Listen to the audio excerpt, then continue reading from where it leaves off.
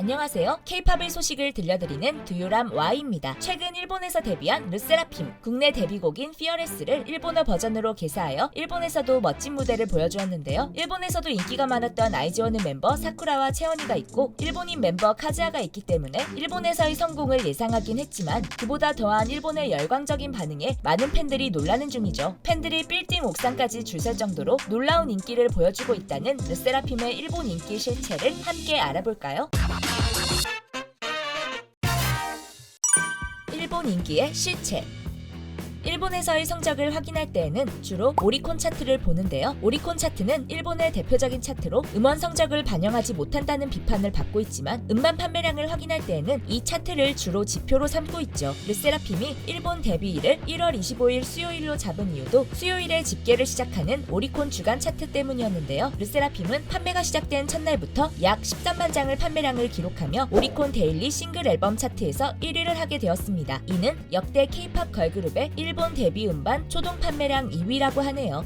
1위는 약 19만 장으로 아이즈원입니다. 그리고 며칠간 약 10,000장의 판매량이 이어지며 오리콘 데일리 싱글 앨범 차트에서 1위를 유지했는데요. 이는 르세라핌의 팬덤이 이미 일본에서도 탄탄하다는 뜻이죠. 하지만 이런 판매량 수치만 보고 정말 일본에서 인기가 많은 것인지 실감하기는 쉽지 않은데요. 몇몇 SNS에 올라오는 글들과 일본 음반 판매 장소의 현황으로 르세라핌의 엄청난 일본 인기를 실감할 수 있었습니다. 르세라핌의 일본 첫 싱글 앨범 발매 첫날 일본 대부분의 오프라인 음반 판매 가게들에서 르세라핌 앨범이 순식간에 매진되었다는데요. 앨범을 사기 위해서 일본의 팬들은 끝없는 줄을 서야 했다고 하죠. 일본의 시부야 타워 레코드 판매점은 대기줄이 건물의 옥상까지 이어졌다는 후기도 있었습니다. 거기에 르세라핌이 일본에 연 팝업 스토어의 굿즈들도 초단위로 상품들이 매진되는 진풍경이 벌어졌다고 하는데요. 이런 상황을 전해 들으며 많은 국내 팬들은 르세라핌의 일본 인기를 실감할 수 있었죠. 그 외에도 르세라핌의 일본판 피어레스 뮤직비디오는 일본 유튜브 인기 급상승 동영상 1위와 라인뮤직 뮤직비디오 차트 1위를 달성하는 기록을 세웠는데요. 그런데 국내의 르세라핌 팬들은 일본판 피어레스 뮤직비디오를 보며 조금 어색한 기분을 느껴야 했습니다. 달라진 비주얼 컨셉.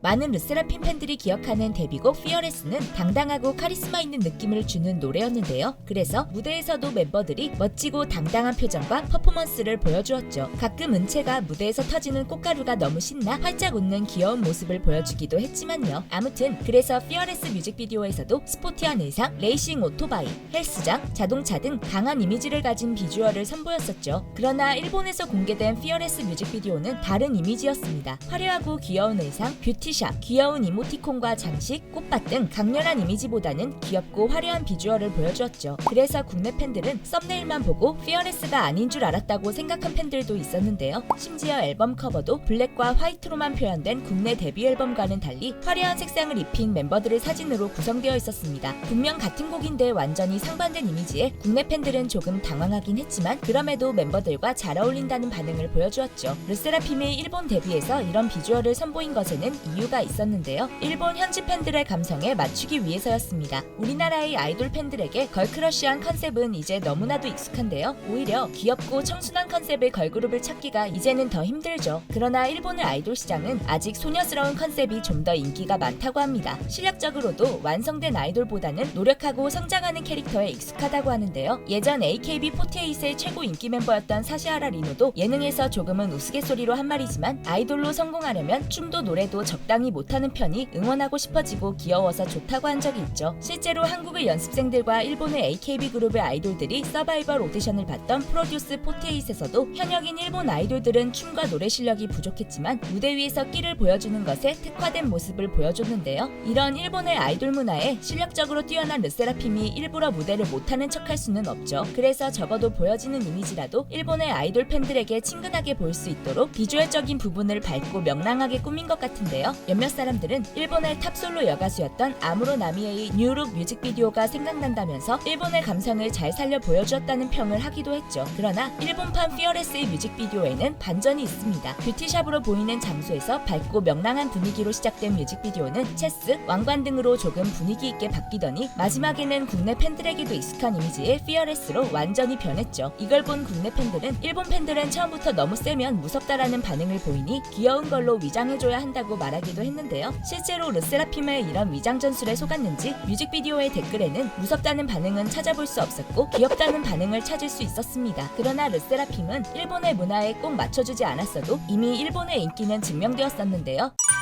홍백가합전 출연. 작년 말 르세라핌은 일본의 대표적인 연말방송 홍백가합전에 트와이스, 아이브와 함께 출연했었죠. 일본 NHK 방송국에서 방송되는 홍백가합전은 한 해 동안 일본에서 가장 큰 사랑을 받은 가수들이 총출동하는 방송인데요. 시청률과 화제성 측면에서 독보적인 존재감을 자랑하기 때문에 홍백가합전 출연 자체가 곧 일본의 인기를 입증하는 척도가 된다고 합니다. 뿐만 아니라 르세라핌은 일본에서 큰 인기를 끌었던 사쿠라와 채원이 있어서인지 데뷔 때부터 일본 TBS 방송국의 음악방송 CDTV 라이브에 여러 번 출연하기도 했고 일본의 뮤직 페스티벌에도 출연하며 꾸준한 관심을 받아왔죠. 게다가 거의 매월 일본의 잡지 및 화보에도 출연하며 지속적인 관심을 받아왔는데요. 그러한 인지도가 폭발하여 이번 데뷔 앨범의 성적을 보여줄 수 있었던 것 같습니다. 앞으로의 계획은?